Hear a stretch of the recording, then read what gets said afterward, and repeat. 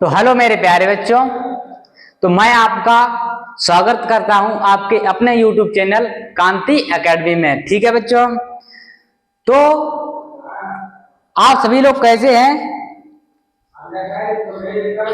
उम्मीद करता हूं आप सभी लोग अच्छे होंगे। आपकी स्टडी जो है अच्छी चल रही होगी।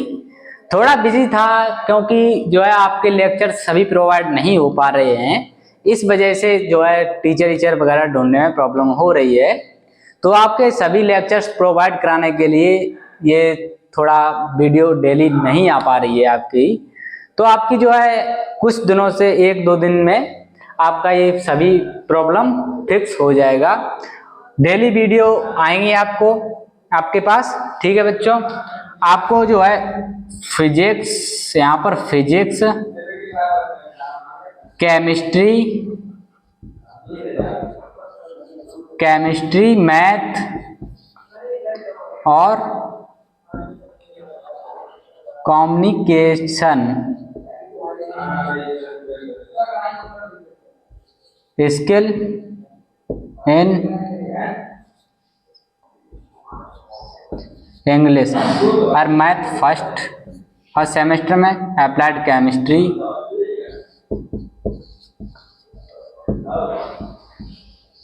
और अप्लाइड फिजिक्स, ये आपको क्लासेस अभी प्रोवाइड कराई जाएंगी।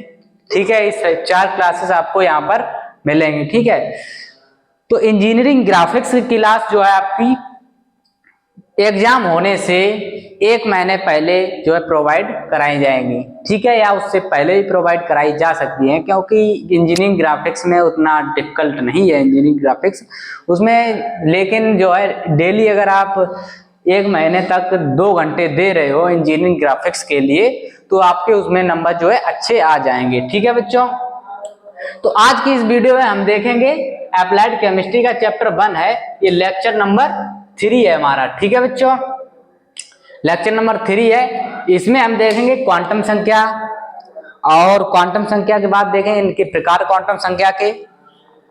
ठीक है बच्चों, उसके बाद shapes of s, p and d orbital. ठीक है, और उसके बाद पाउली का अपवर्जन नियम देखेंगे। ठीक है बच्चों, तो देखते हैं क्वांटम नंबर क्या होते हैं या क्वांटम संख्याएं क्या होती हैं।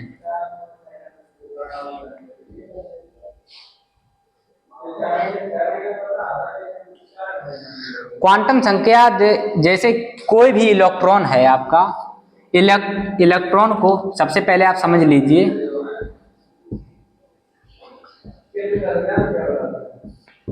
इलेक्ट्रॉन को ई नेगेटिव से प्रदर्शित करते हैं। ठीक है बच्चों, आप समझ लीजिए, जैसे कभी मैं अगर इस टाइप से लिख दिया तो आपको जो है समझ में ना आए शायद।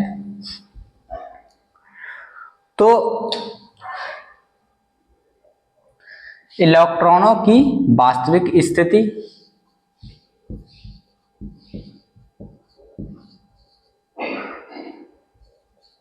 या स्थिति,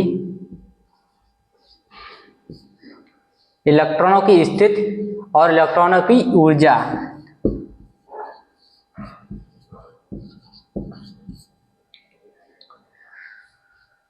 ज्ञात करने के लिए, जो इलेक्ट्रॉनों की स्थिति और इलेक्ट्रॉनों की ऊर्जा ज्ञात करने के लिए जिन संख्याओं की आवश्यकता होती है, ठीक है, उन्हें हम इलेक्ट्रॉनों का या इन्हें क्वांटम संख्या कहते हैं। अब डेफिनेशन देखते हैं क्वांटम संख्या की, जो है मैंने लिखी हुई है वो देखते हैं, उसके हिसाब से समझते हैं। किसी परमाणु में, कोई भी हमारा परमाणु है, किसी परमाणु में किसी इलेक्ट्रॉन की वास्तविक स्थिति एवं ऊर्जा ज्ञात करने के लिए जिन संख्याओं की आवश्यकता होती है, उन्हें उन इलेक्ट्रॉनों का क्वांटम संख्या कहते हैं। ठीक है बच्चों, समझ में आया होगा, जिसे पहले ही मैं बता दिया है। इलेक्ट्रॉनों की स्थिति और ऊर्जा की जो को ज्ञात करने के लिए जिन संख्याओं की आवश्यकता होती है, उन्हें क्वांटम संख्या कहते हैं। ठीक है बच्चों, अब देखते हैं क्वांटम संख्याएं देखो कितने प्रकार की होती हैं। तो क्वांटम संख्याएं आपकी मुख्यतः 4 प्रकार की होती हैं। ठीक है बच्चों, पहली है मुख्य क्वांटम संख्या, जिसे हम स्मॉल n से प्रदर्शित करते हैं। दूसरी है द्विगंशी क्वांटम संख्या, जिसे हम स्मॉल l से प्रदर्शित करते हैं। और तीसरी आपकी है चुंबकीय क्वांटम संख्या, जिसे स्मॉल m से प्रदर्शित करते हैं। और तीसरी है चक्रम क्वांटम संख्या, जिसे स्मॉल s से प्रदर्शित करते हैं हम। ठीक है बच्चों, तो मुख्य क्वांटम संख्या में क्या होता है कि कोई इलेक्ट्रॉन किस कक्षा में है, जो कोई भी इलेक्ट्रॉन आपका है वो किस कक्षा में है। ठीक है, पहले इसको बिगाड़ दें।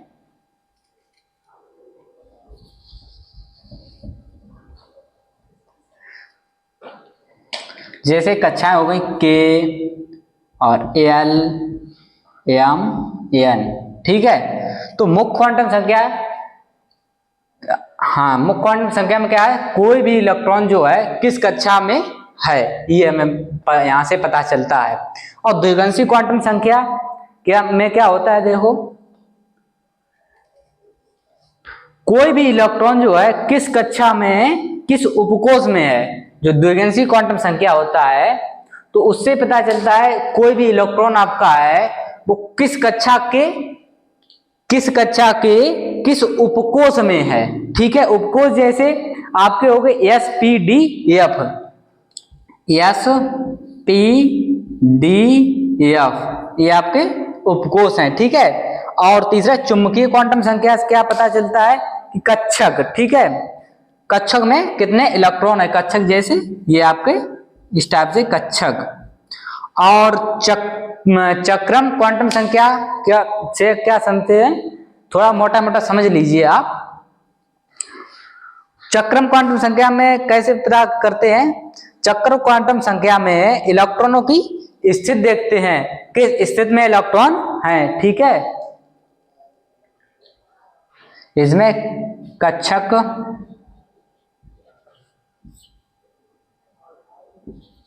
में इलेक्ट्रॉनों की स्थिति। ठीक है बच्चों,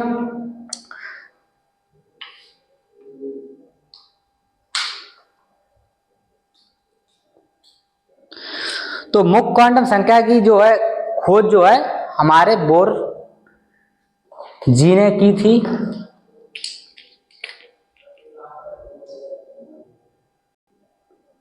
तो मुख्य क्वांटम संख्या की खोज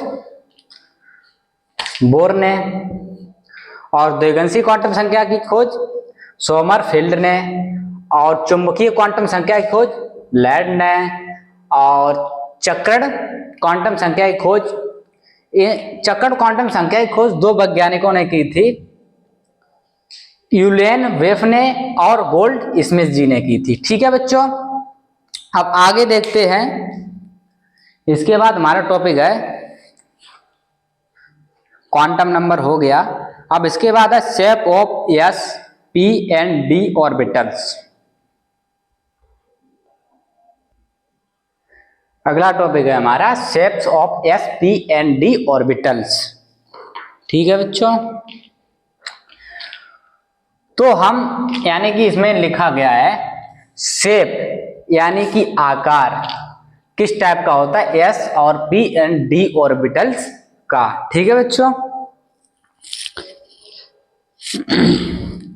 सभी कुछ अच्छे से कॉन्सेप्ट क्लियर होगा इसमें। तो एस पहले हम ऐसे ही समझ लेते हैं, मोटा मोटा समझ लेते हैं, उसके बाद डिटेल में समझाएंगे। ठीक है बच्चों, तो एस ऑर्बिटल की आकृति किस टाइप की होती है मैं आपको बता दूं। S blue pen, S orbital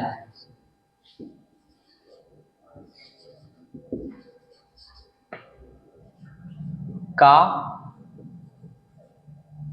shape, S orbital का शेप आपका इस तरह से होता है। इसमें इलेक्ट्रॉन होते हैं। ठीक है बच्चों, एस ऑर्बिटल का शेप होता है आपका गोलाकार होता है।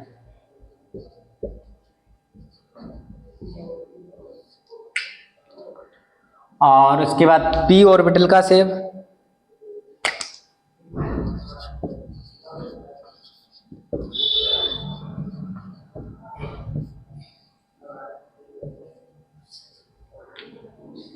पी ऑर्बिटल का शेप आपका होता है इस टाइप का।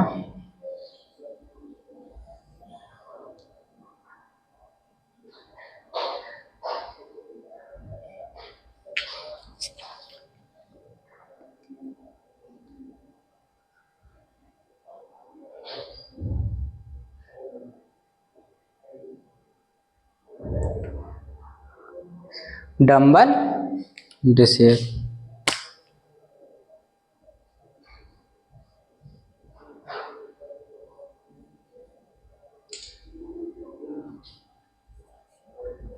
Dumbbell shape. और आपका पी हो गया, यहां पर लिख दे रहा हूं मैं डी ऑर्बिटल का।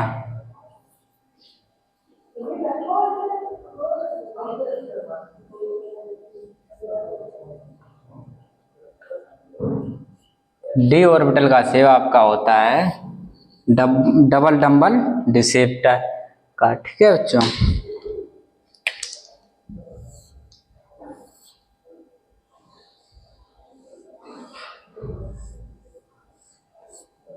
इस टाइप का होता है।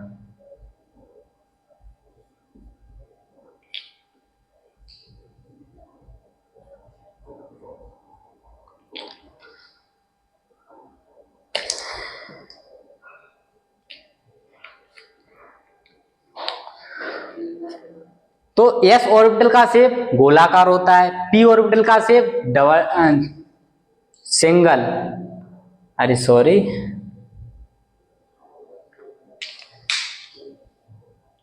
अरे डंबल शेप डिसेप डंबल डिसेप।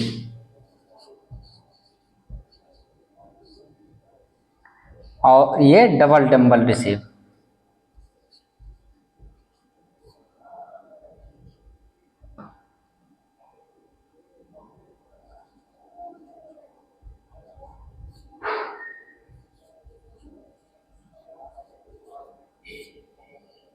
ठीक है बच्चों,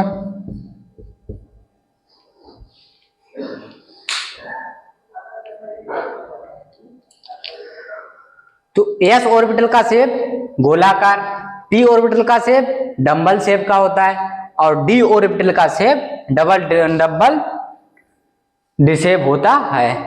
आपको दिख रहा होगा, थोड़ा नहीं दिख रहा है इधर साइड, देख लीजिए, यही चेक करने आए थे। अब देखते हैं यस कक्षक की आकृति।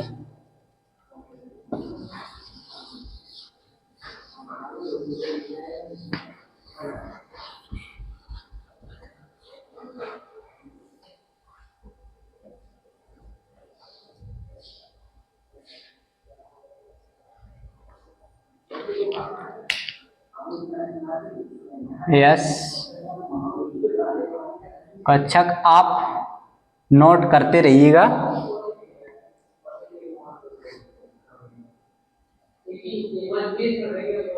की आकृति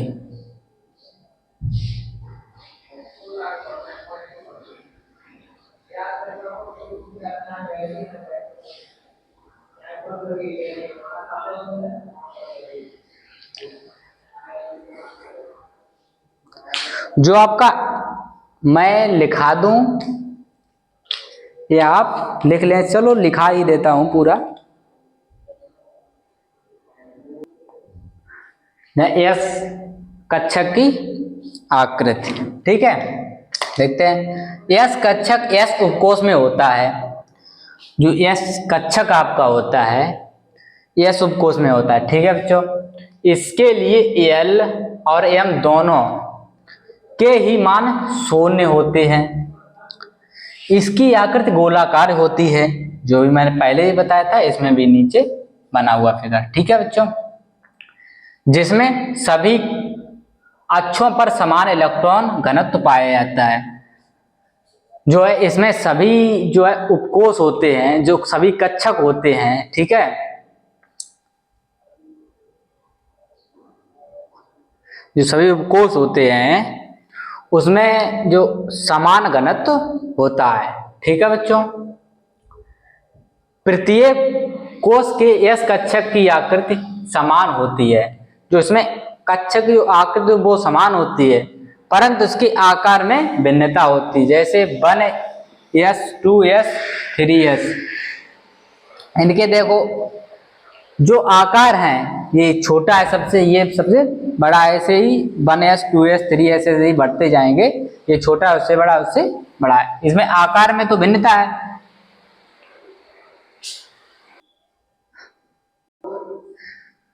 अब जो इसमें देखते हैं ये खाली जगह है, इसको हम नोड बोलते हैं। ठीक है, आप नोट करके लिख लीजिएगा, जहां इलेक्ट्रॉन के पाए जाने की प्रायिकता शून्य हो, यानी जहां इलेक्ट्रॉन जो है नहीं पाए जाते, उनकी प्रायिकता जो है 0 हो, उस स्थान को जो है हम नोड बोलते हैं। ठीक है बच्चों, नोड क्या होता है आप नोट करके लिख लीजिए, जहां इलेक्ट्रॉन के पाए जाने की प्रायिकता शून्य होती है। ठीक है बच्चों, आशा करता हूं आपको यह कक्षक की आकृति समझ में आई होगी। आप पी कक्षक की तरफ चलते हैं। पी कक्षक से पहले मैं कुछ बताना चाहता हूँ। जैसे मैंने डेफिनेशन उसमें जो है लिखाया था कि यस कक्षक में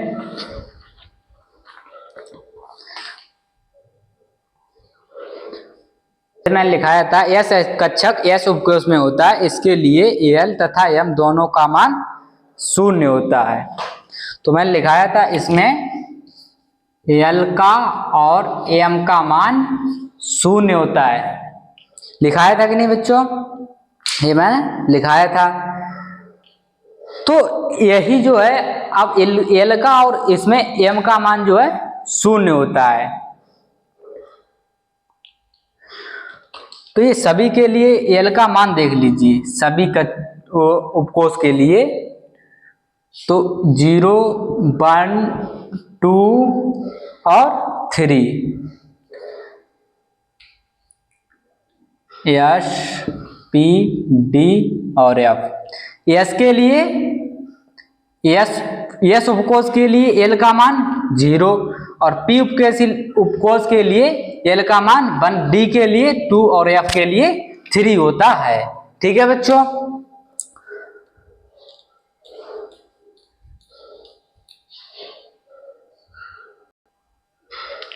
पी के लिए पी बराबर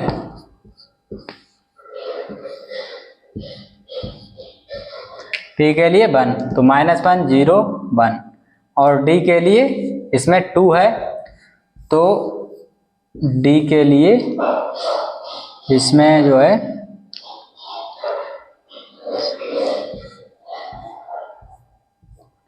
-2 -1 0 -1 और 1 और 2।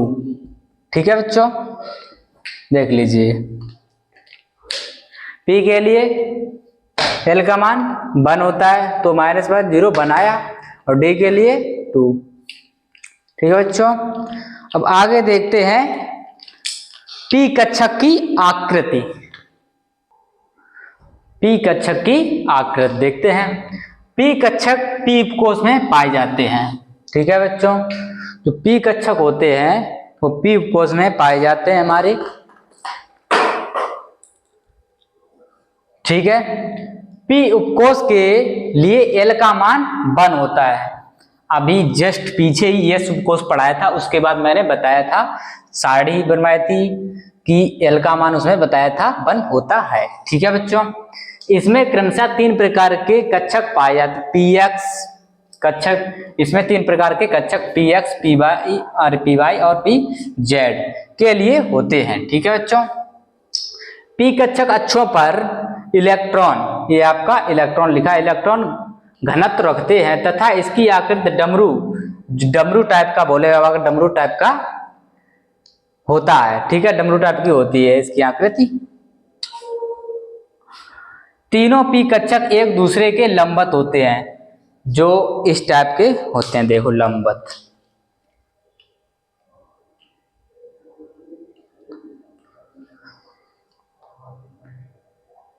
इस टाइप के होते हैं हमारे। ठीक है, इस टाइप के, ये सीधा इधर लंबवत होते हैं। इसके लंबवत, ये मान लो कि ये x हो गया, ये z है और ये y, तो x के लंबवत ये दोनों है और y के लंबवत z और x, और z के लंबवत x और y। ठीक है, तीनों लंबवत होते हैं। पी कक्षक की दो पालियों के मध्य इलेक्ट्रॉन पाए जाने की प्रायिकता शून्य होती है। जो मैंने अभी बताया था, जहां पर इलेक्ट्रॉन पाए जाने की प्रायिकता जहां पर शून्य हो, वहां पर नोडल तल होता है। ठीक है, नोडल होता है, मतलब अर्थात यहाँ पर जो है नोडल तल पाया जाता है। ठीक है बच्चों, तो आप इसके शेप्स बना देते हैं, इनकी आकृति मैं आपको बनाता हूं, आप ये नोट कर लीजिए, इतना पूरा आप साथ साथ नोट करते चलिए। ठीक है बच्चों,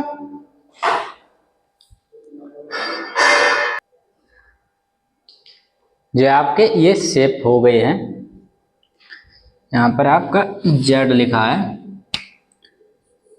ठीक है बच्चों, शेड डिजाइन भी कर दें।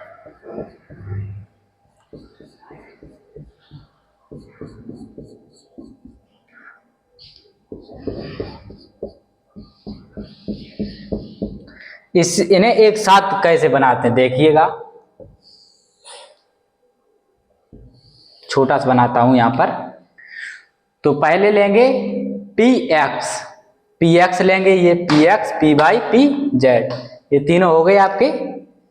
ठीक है बच्चों, यहाँ पर थोड़ा गलत हो गया, चलिए कोई बात नहीं, ऐसा ये बीच में रहेगा यहाँ पर। ठीक है बच्चों, चलिए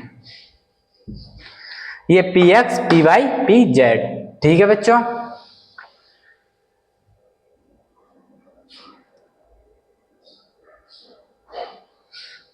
देखिए, तो पी वाई पहले अब पी एक्स बनाते हैं। पी एक्स आपका इस टाइप का है। ठीक है, इस टाइप का पी एक्स है।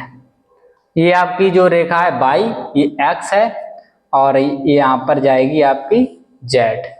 ठीक है बच्चों, तो ये एक्स, बाई और एक्स, ये आपकी एक्स, ये अलग है, इतना लाइन खींच ली, ये एक्स, ये जेड। पहले हमने तो पी एक्स बना लिए, अब पी वाई इस टाइप का बनेगा, इस तरह से देखिएगा।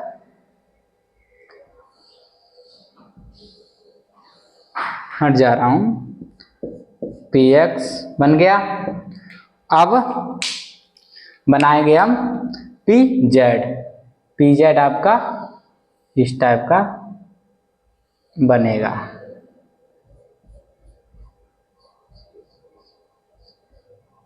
ठीक है,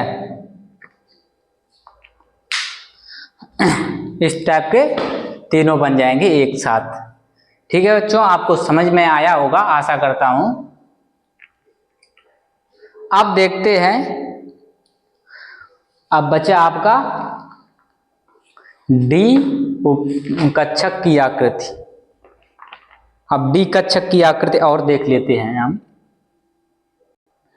आप देखते हैं डी कक्षक की आकृति। ठीक है बच्चों, डी कक्षक डी उपकोष में पाए जाते हैं। जो डी कक्षक होते हैं वो डी उपकोष में पाए जाते हैं। डी उपकोष के लिए एल का मान 2 होता है, जैसा कि मैंने आपको पहले ही बता दिया था। अतः इसमें कुल कक्षक एम के कुल मान जैसे इस फॉर्मूले से निकाल सकते हैं एम का कुल मान, ठीक है, 2l प्लस 1 के बराबर अर्थात 5 होंगे। ठीक है बच्चों, कैसे निकालते हैं हम देखते हैं। जैसे l बराबर हमारा है, यहां पर m बराबर 2l प्लस 1, 2l प्लस 1।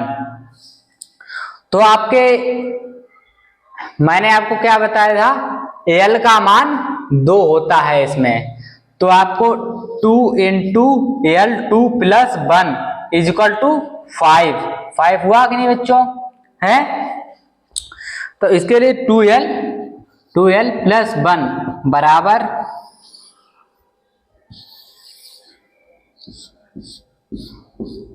पहले ही बताया था -2 1 0 -2 अरे सॉरी 1 -2। क्या बच्चों,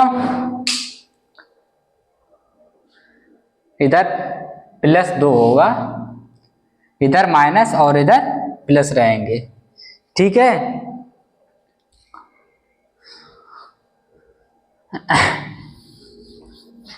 तो आगे देखते हैं के बराबर होता है अर्थात 5 होंगे। डी कक्षक में 5 कक्षक, इसमें जो है आपके 5 कक्षक होते हैं।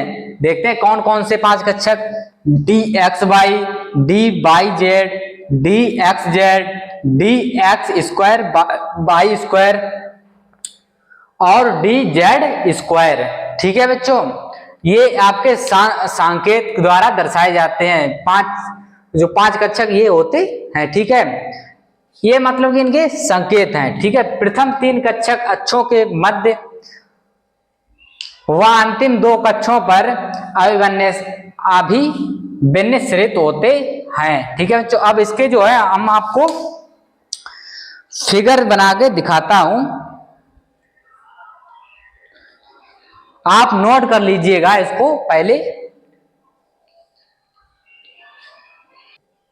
देख लीजिए, ये 5 आकृतियां ये होती हैं, इस पर डिजाइन कर दे रहा हूं मैं।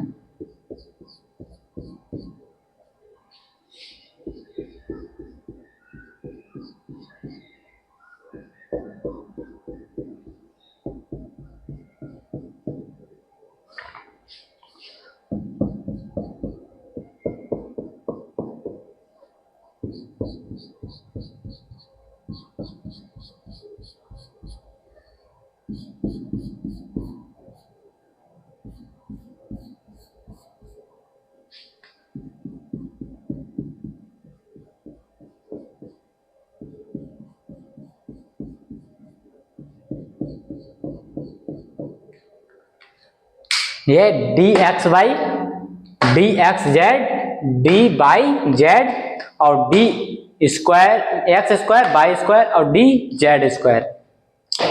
ठीक है बच्चों, पहले ही मैंने बता दिया था, ये सभी तीनों जो है एक्स वाई और जेड लंबवत होते हैं। ठीक है बच्चों, तो आशा करता हूं आपको वीडियो जो है पसंद आई होगी, आपको समझ में आया होगा, आशा करता हूं।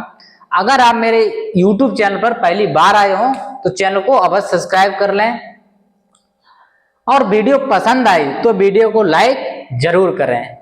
तो मिलते हैं नेक्स्ट वीडियो में, तब तक के लिए बाय।